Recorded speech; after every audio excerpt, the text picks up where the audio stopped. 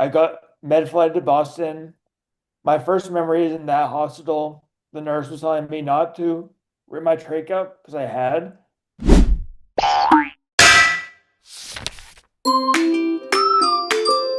Hey, what's up, y'all? Welcome back to Brain to Brain, our Handle with Care segment. This is sponsored by Toro and Tides. I have a fantastic guest today. We met on social media. Y'all, this shows the power of social media. Reach out to us. I want to hear your story. Today, I am sitting down with James. James, welcome to the show, my man. Great to be here. Holy Um, cow. Dude, you know what? I love the fact that you DM'd us at Toro and Tides and you were willing to share your story. You were open and honest, and we're seeing some overlapping symptoms that we both share. Give us a quick introduction, James. How old are you and where are you from? I'm 32 years old. I live in New Hampshire right now. I'm from Massachusetts. I got my TBI in Florida. It's a long story, but I'm currently in law school. I want to be an advocate for the disability community and figured that's the best way to learn and to kind of be moving forward that way. Okay, wow. Making big strides to already help our community. James, look, we've been talking for less than a minute. You're already inspiring me. You told us where you're from. You said you're Yep. living in New Hampshire, which is fascinating because we've had another guest on our show that is from New Hampshire as well. It just goes to show you brain injuries can happen anywhere and even in the same state, which is funny, but yours happened in Florida. So give us a little backstory on your injury and what exactly happened. So it was January 2022. I was in Florida to see birds. I'm a birder. I love birds. That's a passion of mine. I wanted to see a snail kite. It's a raptor that eats snails. So I was driving to the Everglades and I was in a collision with a semi truck and then TBI. My next memory is a month and a half later. My last before the TBI was a gas station and then nothing until the hospital in Boston. So I went to Kendall in Florida for I think 4 weeks. I was unconscious slash semi-conscious for maybe three, I think, and then I got a med flight to Boston. I was in Spalding for 6 weeks, and then I did outpatient PT, OT, and speech for a very long time. And I feel like recovery never ends. Life is kind of outpatient therapy. Like that's kind of how I see things is rather than have one big morning, just wake up and be recovered, just have tons of small recoveries every day. Just work throughout for those small wins. James, you threw a lot at us, and I want to dissect everything that you've told me. Let's go back to the day of the accident. You say your last memory is at a gas station. Then you wake up in a hospital. Has anybody filled in the blanks for what exactly happened that day? Not really. Um, I know it was a bad intersection. The hospital was like, "Where were you?" And then I was out for this, but they're like, "He was here," and they're like, "That makes sense. That's a bad place." And I never made it to the Everglades. I was there for, or I was down in Florida to explore around, but I kind of just had a few days of just recreation. Then accident happened, and my life became this. Yeah. Did the semi truck hit the driver's side or the passenger side? I think it hit the passenger. I'm not sure. Okay. Wow. I mean, massive vehicles traveling at excessive rates, whether it's, 15 miles an hour, 40 miles an hour, that's a lot of weight coming into a vehicle. Obviously, you don't remember the accident, but were there any other injuries aside from the brain injury? I'm very lucky that I did not break any bones, just the brain injury, and I guess lucky is relative, but like it could have been much worse, I guess, is the point. Wow. I mean, good Lord, talk about a great perspective. It could have been much worse. Granted, you walked away with a brain injury, which is horrendous in itself. You said your first memory was in a hospital in Florida, correct? No, I was in the hospital in Florida for I think a month. I remember nothing of that. I got med flight to Boston. My first memory is in that hospital. The nurse was telling me not to rip my trach up because I had. They're like, don't do that again. And I was like, okay. And I was right there. Also, I thought I knew that nurse because that's Branger. I was like, I know them, but I don't. I was convinced they were high school classmates, and I was like talking to them, like, remember so and so? Like, remember that? I'm like, nope. So that's TBI. There was a diffuse accidental injury to my mainly left frontal lobe. I'm taking notes. I don't want you to think that I'm ignoring you, but okay. You spent a month in Florida. Were you in a coma in Florida? I was. I haven't written down how long because I asked my family because I was like, I have this interview tomorrow, so I don't remember anything. Tell me what I should know. And they were like, okay, April 14th to February 9th, I was in Kendall in Florida. 3 weeks in the ICU, 2 weeks unconscious or not really there. And I guess that's the coma. And then I was med flight to Boston to Spaulding rehab. At Spaulding, I ripped out my trach tube, and that's my first memory. Wow. Okay. So to break it down for our listeners, you're hit by a semi, T-boned. You lose a month worth of memories of 2 weeks. You were in a coma. Your medical flight taken to Boston. You rip out your trach. For people that are unfamiliar with trachs, that is a tube in your throat that assists with breathing. My Um, only scar. Look at that. Wow. You rip it out, which is insane. Must have been so painful. Thankfully, you don't remember that. And your next memory is the nurse telling you, hey, don't rip out your trach again. You think it's a friend from high school, which just goes to show you how funny the brain is, right? Where it's confusing memories, you're disoriented. And I mean, my goodness, so much happened. What did your family go to Florida when they found out about the accident? Yes. And they also are the reason that I was flighted to Boston. They talk to hostel staff. I'm from Mass, so this or they, and they're like, just get him back there. That's where the best places are. Just go there. And then I finally got there. Spalding saved my life. Could have been so much worse. They were amazing. So was Kendall. Really everywhere. I've had nothing but amazing care. I'm so lucky. But again, kind of the brain making strange memories. I thought I created this interaction where a nurse came in and said, like, you'll be here until you're 45 years old. I was like, that's so long. I'm gonna 45. I can't do that. And like, I remember being so anxious for a month, being like, I'm never leaving here. 45 is, I'm done. Wow. I mean, what a off-putting comment from a medical professional. You No, it was hear, in my head. oh, Like, it okay, was this was not a true real. conversation. No, they're totally fabricated. Yeah. Thank goodness. All right, so you wake up, you're in the hospital. Did they immediately put you in rehabilitation programs?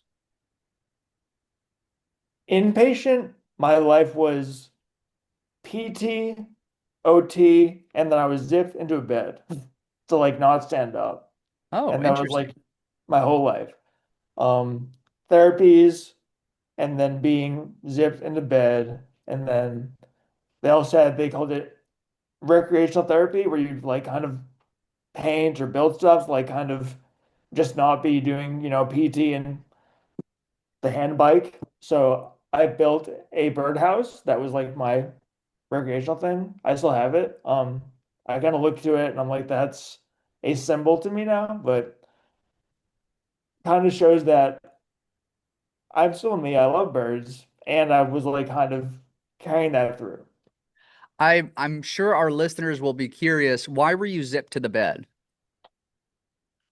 because I would stand up. It was like a net, and like I'm very stubborn, so like I wanted to walk. I would try. And like they were like, don't, he's already ripped his trach out. Do not let him do more stuff. So I was zipped in and then a lot of pressing the call button for help, and it was pretty demoralizing. I completely could see that and understand that. I mean, not to defend the medical professionals, but you were a fall risk. No, You had I was, already but injured your head. So I understand why they zipped you into the bed. You talked about OT. I think you said PT. yep. Walk us through what those day to days looked like. I know from my experience what I went through OT and PT, but again, different. Both have brain injuries, but different symptoms. What were they working on with you? PT for me, it was walking tons, walking upstairs, downstairs. They told me like, we're not sure how stairs for you. So I was like, I need stairs. That's life. So tons of walking. Also just like balance. So like I forget if this was inpatient or outpatient, but like one of them would literally push me, like don't fall, and like push, and then outpatient, she was great. We set goals. So one of those goals was to do a 5K within 7 months, which was insane. But all my friends came out and did it with me, and it was an amazing day. I did it, I finished it. It was slow, it was my gait was bad, but I did it. So that's kind of, I guess, encapsulates my mentality towards recovery. Just it'll be bad, but do it. Just go, do it. Oh man, I mean, what a phenomenal goal to have, and so soon after the injury, 7 months. You're less than I mean, a year out, just over a half of a year, and you're running a 5K with friends. Talk about motivation. I mean, Yeah. for anybody that has suffered a brain injury, 6 months. I mean, my memory is so spotty that first year. I was able to walk, but there is no way I would have been able to run. Physically, I could have, but just pain wise, it would have been too much. So kudos to you, man. I mean, that's phenomenal. Were you a runner before the accident? I was not, I was a weightlifter. I became a runner for gait training, and I would do that for like my accident was 2022. I ran in 2023, and I was like, I miss weight training, so that became like my thing. And I kind of got obsessed, tunnel vision on doing that. And I feel like for me, my TBI recovery has had two prongs, mental and physical. Physical has always made sense to me. It's pretty, I just push. Mental is much more harder, much more intricate, and like be calm, be patient, just don't react as much as you want to. Just listen, absorb, just kind of, and that took some time, but I'm much better now. I want to expand more on that, but I do want to educate our listeners. You mentioned a diffuse axonal injury. A lot of that injury was to the left frontal lobe. For our listeners, a diffused axonal injury means damage throughout the entire brain, spots and some bleeding and bruising throughout the entirety of the brain. But again, you said the main focus for you was the left frontal lobe. Talk about the symptoms that are associated with the damage to that front left frontal lobe for you. Look at that. I freaking can't even articulate, but go ahead. No worries. Frontal lobe can be like personality, compulsiveness, executive function, and the left in particular is for speech. So like my lingering issues, I recovered a lot. Again, thanks to my care team at Kendall and Spalding, but like, and my learning stuff is my vision, my speech, my balance, and my right hand. So like I've had three eye surgeries. My brain just kind of lost the ability to merge images, so I just always see two, so that's why I cover one. But my eyes have been brought closer and closer and closer, but they still just don't merge. My speech,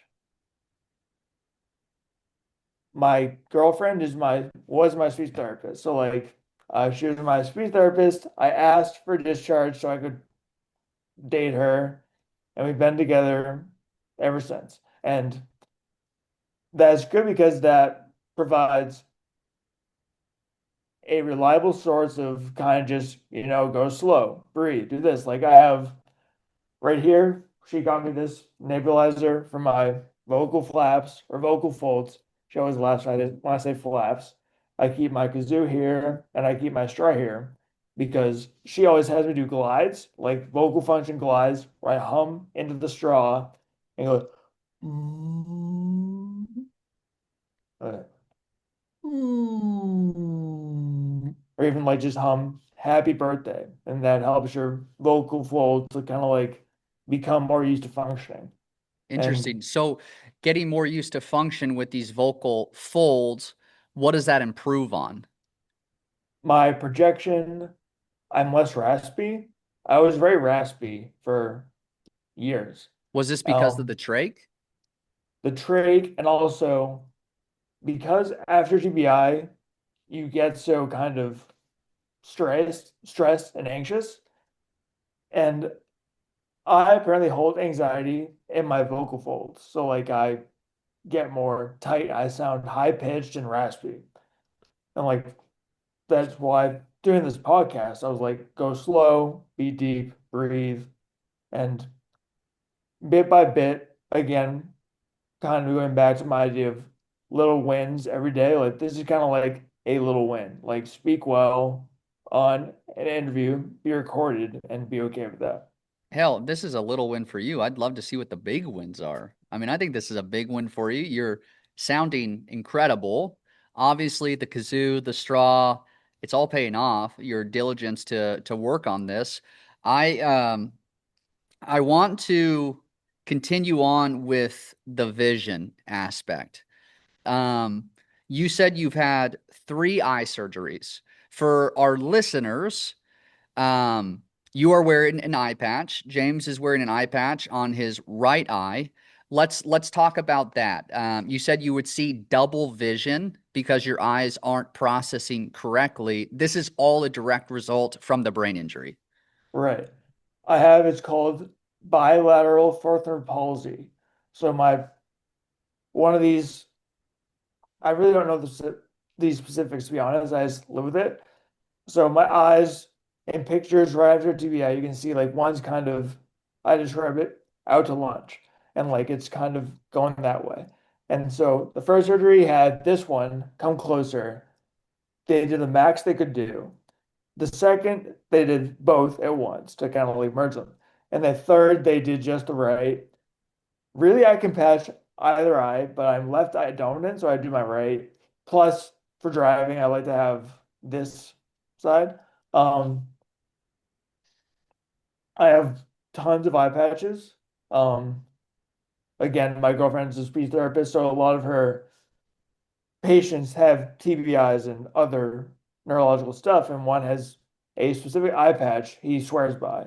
He's had for decades. So they gave me one. It's nice to like kind of, it's lighter. It just fits less well under my glasses. So, Mhm. but I could always get by with no patch, and I did. I was embarrassed. I was ashamed. Mhm. I was like, I'm the eye patch guy. I'm a freak. But over time, I had to wear it. I realized how much better life was seeing properly. And especially right now, I'm in law school. And so I like tried to not wear it for the first semester. And I was like, that's hard. And like halfway through in November, I started to wear it. I was like, this is so much better. So I did. The hard part for me was accepting the fact that my life is better with an eye patch. And like, I've come to own it. I have friends. I used to work a job cutting trails with my friend. So I always wore an eye patch. It was like, that's party. That's legendary. That's so cool. Like, it's the best kind of indication that you've been through something and you can't, and you're still going. Like, because again, I have no scars, didn't break any bones. So kind of as far as physical manifestations of my TBI, my trach scar and my eye patch. So like this, that's not why I wear it. I wear it because it makes my life better. But it's kind of a sign of what I've been through. Yeah, I think it's a sign of strength. And again, different situation, but being self-conscious of something that makes this, invisible injury visible to some extent. I deal with chronic head pain. I've talked about it before on this podcast, and I have to wear ice packs nearly all the time. After this interview, I'm going to put one on my head. But that also is because of me being self-conscious with it. I don't like to wear it while I'm doing this, so I still struggle with that. And even at family functions, going to my girlfriend's Thanksgiving, I needed to wear it around her extended family, but it's I am not comfortable enough to wear it as often as I should. So kudos to you for being, comfortable in your own skin to wear the eye patch. I applaud you for that. And I know there's a lot of listeners that are on either side of the coin, either with what I struggled to expose, or some are just as confident as you. And speaking of that, what brought you to be that confident with wearing the eye patch? Is it exactly what you said, where it's, hey, you know what? I've been through a lot of crap. This shows my strength. Not even that. I just like with my injury as a whole, I feel like I'm happy when I own it. I'm like this for a while I would not call it my TBI. I was like, it's not mine. I hate it. Like now I'm like, no, it's mine. I own it. It's part of me. It's like you can't tell my story without my TBI. So why hide it? And plus, my eye patch has provided, I've met people that are like, yeah, I know someone that has a TBI. They can't see as well. I told them their eye patch, and now they wear one. I'm like, that's great. So I'm providing like kind of evidence of what this can do for people that have vision issues. And I just think it's, why hide it? Why be ashamed? Like Mhm. for a long time, I would say, I do not want my TBI to define me. And now I'm like, it can define me. It kind of does. Like it's hard not to have like every single moment of every day, my TBI requires accommodation. Like it's part of my life. It's better to have it define me on my terms. So like if that means I wear the eye patch and I'm the eye patch guy, then yeah, it's fine. And I kind of it's kind of become an icebreaker. It's like, yeah, I'm the eye patch guy. Like I'm the guy that had the eye patch. So it's good. I'm proud of it. Good for you, man. I love that. I love that mentality and the fact that you are proud of it. You're owning it, you're embracing it. That's been part of the journey with Toro and Tides is embracing it. Living with it every day and then also doing my best to encourage other people to embrace it. Granted, it's a work in progress for me. We're not all perfect, but I'm so damn proud of you, man, for doing that. You mentioned along with the left frontal lobe injury, you you said the mental is harder, right? You talk about being calm, patient, listening, and absorbing. This is all a direct correlation to the brain injury, correct? Where you really kind of have to like take a deep breath, not be impulsive. I struggle with impulsiveness since the injury as well. Let's dive into that if you're comfortable with it. Finding that footing to really continue to be calm and patient in certain situations where you kind of feel like you're about to fly off the handle. Right. I feel like in the early stages of recovery, I was very reactive. Whereas now I try to like always give myself pause. I'm like, is there a better way to react, or should I just not react at all? And part of that kind of comes in with speech. Like they say, think before you speak. Now I have to. Like, how is my mouth gonna move? How is my tongue gonna move? How is my T's gonna be sounding? Like, what vowel is important here? Like, so I feel like just kind of TBI inserts a degree of thought before all actions. And that's kind of indirectly, not indirectly, like kind of oddly enough, the same solution to reactivity and impulsiveness is the cause. It's like, okay, I have to think about everything I do. So let's think.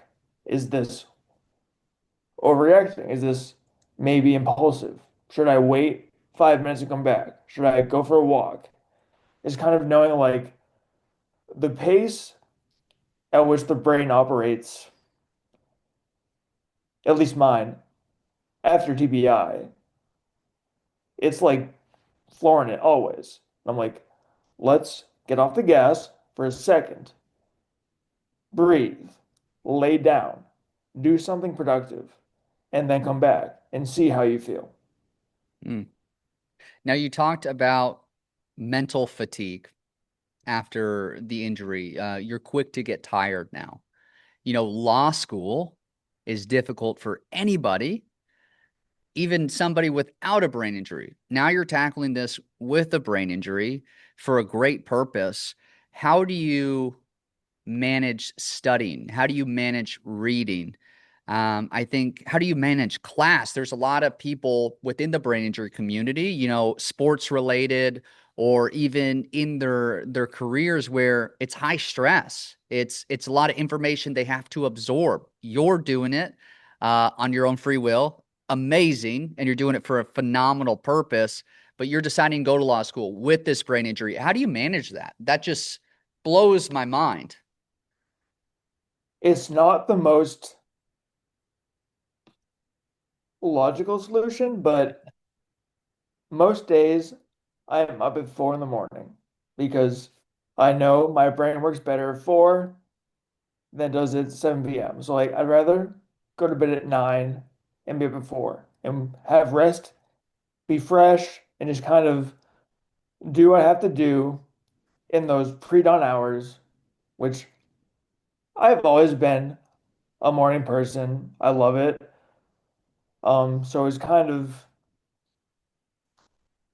it feels rewarding to be like, yes, I want this that bad that I'll go to bed at 10 o'clock or 9:30, some days 8, and be up at 4 and like just kind of be going. And I'll program my coffee maker to start at 4. I'll hear it. It's like my alarm. I get going. It's great. So like again, that's not the most I'd not necessarily recommend that to people. Like just avoid being tired by being up before, but like for me it works. I mean, like I just end my day at 8 and start at 4. Like, I don't know. Well, I you've just you've know my found, brain at 4 a.m. is better than my brain at 7 p.m. I think that's a great lesson for people that have a brain injury is finding those limitations, finding that sweet spot where, for me, it's really we have a puppy now, which has kind of affected the sleep schedule, but I really rely on naps throughout the day.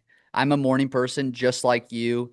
6 o'clock, 5:30, I have no issue getting up. Granted, again, little fatigue and tired, but once my feet hit the ground, I'm ready to go. I'll hit the gym, I'll walk the dog, but I rely on that midday nap or that mid morning nap, that midday nap, and then going to bed early. So for you, you realize you need to pump the brakes or stop before 7 p.m., 8 p.m., because that's when your brain kind of says, you know what, I'm done, I'm ready for sleep. Again, a great lesson for anybody with a brain injury is sleep is essential for recovery and just to get that whatever your functioning looks like throughout the day. If that's studying, if that's holding a part-time job, is that's just, being present in the moment. Sure. Um, I think stress, I would rate priority for me is ice number one, two is sleep. Listening to my body when I'm tired, calling it quits. whether that's working on this business, doing these podcasts. Sometimes I've had to reschedule podcasts because my brain can't handle it. And it's knowing your limitations for you. If you're having a bad brain day, do you skip class? Do you not study that Never. day? You push through it. Always study, always push through. James, why are you showing off, man? Come on. I'm just, again, I'm stubborn. I'm Yeah. like, I'll feel worse if I don't do it Yeah, I than if feel I that. do. That makes sense. So like I do try to stop things at 7 p.m., 8 p.m., but there are days where like last night I was up till 11:30 just doing stuff. And Hmm. like even just life, like cleaning. Like Yep. I don't want to do it, but I have to. And like just knowing kind of similar to your parties for yourself, I know I need sleep. So like go to bed early, be up early. Hmm. I'm bad at napping. I try, but I'm not good. And also movement. I need to like feel again because part of that relates back to I've seen what happens or what can happen to my body or what it can or can't do.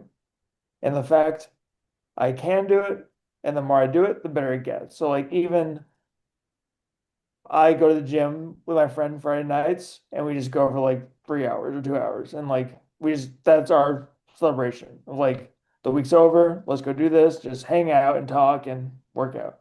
And I was like, every week there are things I can do better. And he knows about TBI. He's like, you look stable today, your squats look good. Like it's nice to like recognize those little movements like of progress and say, let's say a certain movement is harder for my right side. Now it's easier and easier because I do it more and more. And like I'm just if I put my head down and keep doing that, I'll get more little wins. I love that. My girlfriend will listen to this podcast and say, bullshit for, me being consistent with my naps. But like you said, life happens, right? Sometimes you're gonna have to skip those naps. Sometimes you're gonna have to push it through the pain. But like you said, consistency is key. I think, at least for me too. I mean, you mentioned it, but if my schedule gets thrown off, which often happens because of life, I notice I get in a funk. I get frustrated easily, and I know that's part of the brain injury where I'm quicker to react. I don't take a break. And it's the brain injury, dude. But every morning I have to go to the gym because it brings the average pain down for me for my headaches. That's what I crave. I know the minute I wake up, I'm an hour closer to going to the gym, and it's cool that you have found that routine as well. And those little victories, that Friday night celebration of going to the gym. You mentioned again a little victory today, jumping on this podcast. What are some of the little wins you have each day that you're thankful for or proud of? This is balance. Like my balance was terrible for so long, but like even just putting on my shoes or standing on one leg to put socks on or like got pants on, like that sounds like nothing, but that's huge to me. That kind of sets my tone for the day. If I can say, put my shoe on without bracing against the wall, then that's massive. And like when I tie my shoes, so like my fine motor is very bad. And like tying my shoes on the first try is huge. And like also I have notebooks there from all my practice writing, but like I time myself to like see how fast I go. And sometimes I go fast, it goes neat, it feels good. I have pens that are for like bad if I have they're like called fat grip. OTs would like get those pens. So I got those pens, but now I'm at the point where I can use neural pens, and that's exciting to me. Like Hmm. that's huge. And again, that's you wouldn't think that me grabbing a pen is gonna like make me so happy, but it's cliche to say, but when you've like seen what can we take it from you and like slowly get that back. Like my TBI was 4 years ago now. It's taken 4 years to use a pen. I'm so slow. I'm still a little less neat, but it's getting better and better and better and better.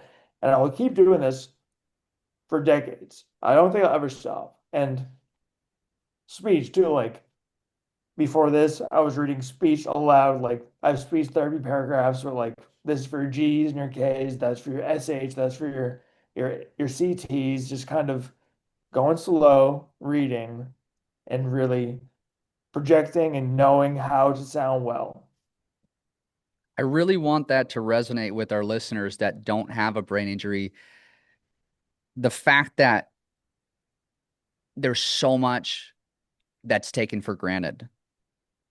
Picking up a typical size pen that I'm using right now is something that took you 4 years to regain.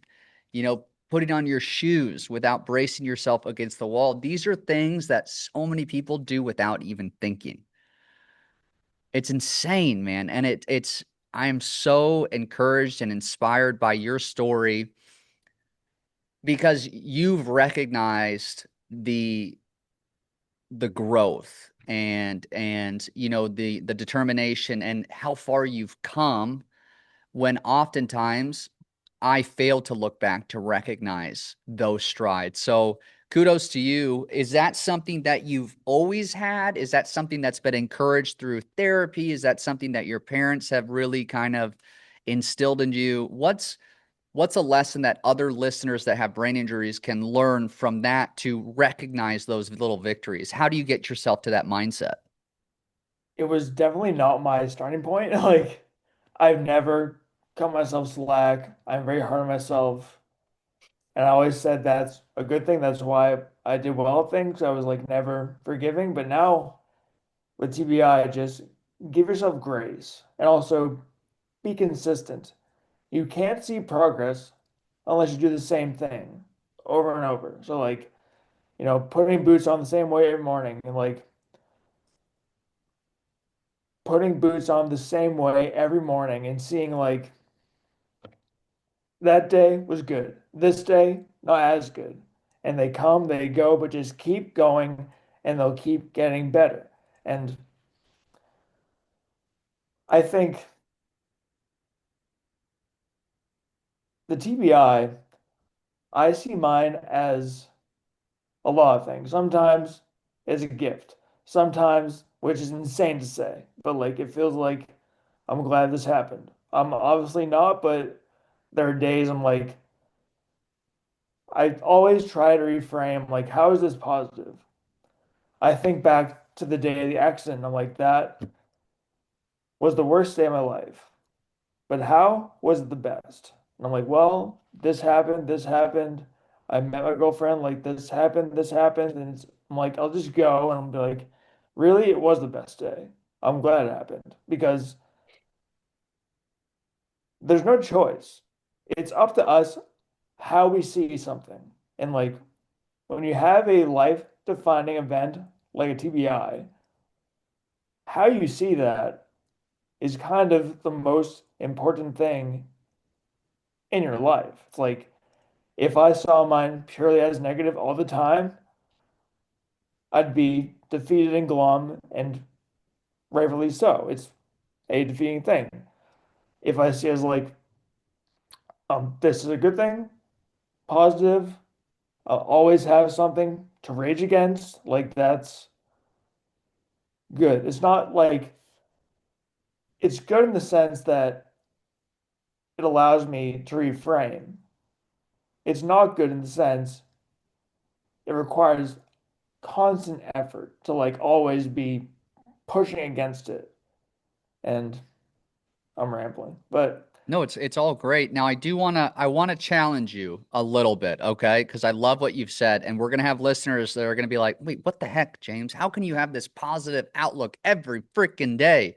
Now, on social media, I do a Black Dot Wednesday where I talk about a black dot. It's a therapy, speech therapist showed it to me where she said my brain injury, she drew on a piece of paper a black circle. She said, what do you see? And I was like, oh, the black dot. I didn't see all the white page around it, which consumed 95% of the page. That black dot was referencing my brain injury. That's all I could focus on. The white space was the good around it. James, it seems like if we take that analogy, your black dot is almost the size of a pinhole. It's something you don't even recognize. Now, granted, you use it as inspiration and motivation. Is every day a good day for you, or is sometimes that black dot, that TBI, the size of the moon, and that's all you can focus on? It's not a good day. I would say my black dot is the size of the moon at all times. It's my power to make that black dot white, like to make it all positive. Like it's gonna be big and looming regardless. Like how do I want to perceive it? How do I want to like use it, not use it? I guess I try not to see it separately from like the joy of my life because it is my life. It's kind of Mhm. not gone away. So like I can't cleanly demarcate good and bad. Bad TBI, good, everything else. No, it's all the same. It all coexists. So like I try to like this is cliche, but it is what it is. Like this is what I have. This is the hand I'm dealt. What can I make of those cards? What can I do to be positive? That is kind of how I approach it. Hmm. Phenomenal. Great advice. And just something that I hope more people with brain injuries can lean into. Yeah, this happened. This sucks. I got these cards, like you said. How do I make the best hand out of it? We can't reverse the brain injury. When you sustain damage to the brain, sure, there's neuroplasticity that can rewire, but a lot of the stuff that I suffer from on a day-to-day basis will never go away. Symptoms that you're challenged with on a day-to-day basis will most likely not go away. I mean, who knows? Everything can improve with diligence and hard work, but we'll always have these brain injuries. And I think for people that have brain injuries that are listening to this, I hope you can find encouragement from James that it doesn't have to be negative. Find the positives that it gave you after suffering this brain injury. For me, it gave me extra time with my brother, someone that I saw maybe once or twice a year. Now I live with him because he's a caretaker. That's awesome. I get to live with my best friend. I mean, that's a positive from this hideous situation. Yeah. Leaning into that even more, what is some advice that you would give to somebody that is in the thick of it, that can't find that silver lining of this brain injury? What would you tell them? I mean, it's not an easy answer, but for me, I saw my injury as a blank slate. It kind of wiped everything. I had nothing. So I had something new to populate. So, like, what do I want my life to be like? What do I want to do? What do I want to care about? How do I want to be? And just those are tough questions, but if you answer those and find ways to kind of enact those answers, then that's kind of the silver lining. Like before my injury, I had a comfortable job, I had a nice little life, and then it went away. And now it's like comfort is, I've come to just see baseline as work. Like everything is, nothing's easy.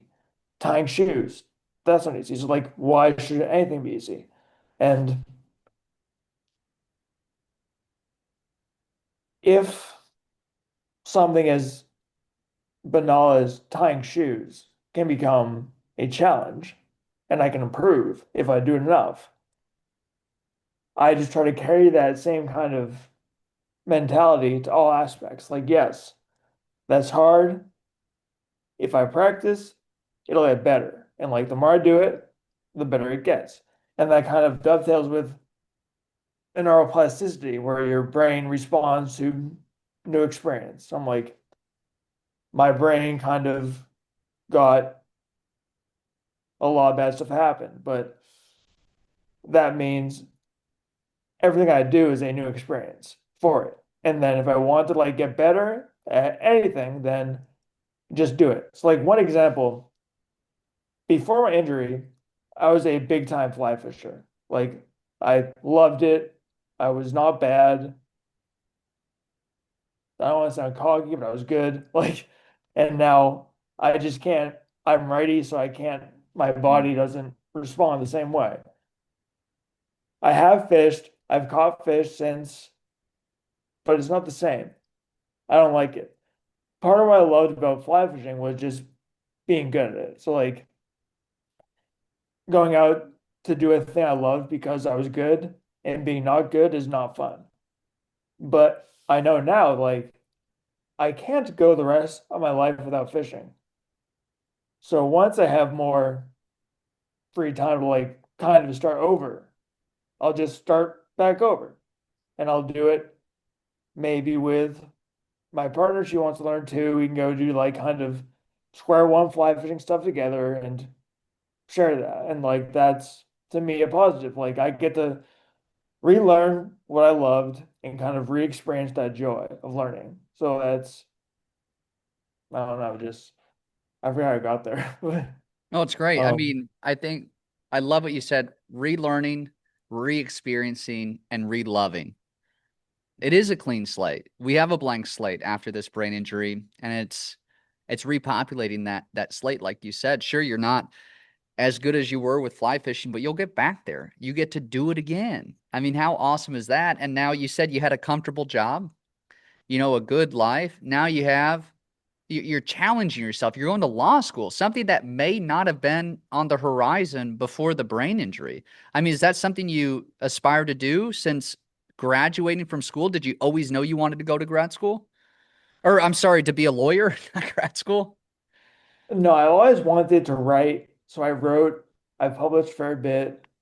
I went to grad school for writing, and then I was working, writing, and then this happened. I was also working in conservation, so it was kind of like I was also working in conservation, so I was looking to like kind of meld those two things, become a conservation writer. But now I was like, nope, I want to do something to help others. Cliche, but law is helping, so that's kind of a way I can employ my skills and the way I like to think for the benefit of others. People like me, like who are where I was 3 years ago, and like just kind of hopeless, in need of help, and not sure where to go. That's where I was. So I'm like, if I can find me from 2023, then I'll help them. That's why I'm here. Man, talk about freaking encouraging words. What an impactful statement where you're using this brain injury to help our community, which definitely needs that advocacy. We're almost up on an hour, and I like to keep these podcasts at around an hour just for our listeners who do suffer from brain injuries, because it is tough, especially for me to listen to something for more than that. Is there anything that I missed that you would like to comment on or tell our listeners? I guess the big picture takeaway is just keep going, keep trying, believe in yourself. It gets better if you just stay the course and stay not just give yourself grace and keep pushing, and it gets better. Grace is a phenomenal word to use. That's a big word that I've clung on to through these years because we have changed. I have changed drastically since the accident. And that Evan is dead. He's not the one sitting in front of you today, but I'm learning to have grace for this new version of myself. I This is one thing that I do want to ask. Do you still have that joy and that passion for birds? Big time. Hell yeah. Birds are like my through line. Like after TBI, one of the first thing I did when I was discharged was go see my favorite bird, the osprey. Then I went to Sedona to see the common black hawk. I went to see Harlequin ducks. I went every morning to see a black Bernie warbler. I have like my life is measured in birds. Amazing. Y'all, James is an incredible photographer. He didn't lose that through this brain injury. You have to follow him on social media. James, drop your handle if you want to, because look, I've been following your account since you reached out. Dude, your pictures are stunning. Thank you. I think my name is just James underscore Freitas underscore. Um, I also have a newsletter online called Rock and Hawk. I write about TBI, birds, and just kind of self-improvement. So if you want to subscribe, I'm happy to have more readers. Love that. James, thank you, thank you, thank you for coming on to Brain, our Handle with Care segment. You are truly an inspiration. I can't wait to see what you do in these coming years once you become a lawyer, and more importantly, more pictures that you post with birds, dude. Thank you, Evan. All right, man. Thank you so much. That wraps up this portion of the podcast with James. Go follow him on social media and give him a follow so you can read some of his writing, because he is truly a talented writer. You have a good one, man. Thanks for joining us. Thank you.